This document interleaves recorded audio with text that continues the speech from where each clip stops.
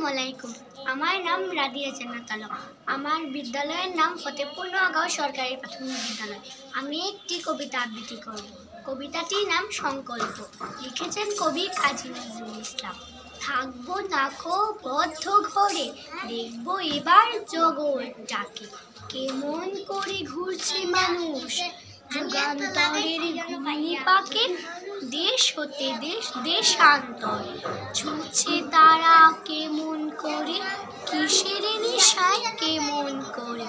মরছে জীবের লাখে লাখে, কিসের আশায় করছে তারা বরণ মরণ যন্ত্রণাকে। হাউই জোরে চায় যেতে কে, চন্দ্রলোকে রচিনপুরে।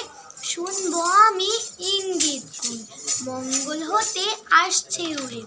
পাতাল ফেরি নামবো নিচে, উঠবো আবার আকাশ ফুঁড়ে। বিশ্বজগৎ দেখবো আমি আপন হাতের মুঠোয় পুরে। ধন্যবাদ সবাইকে।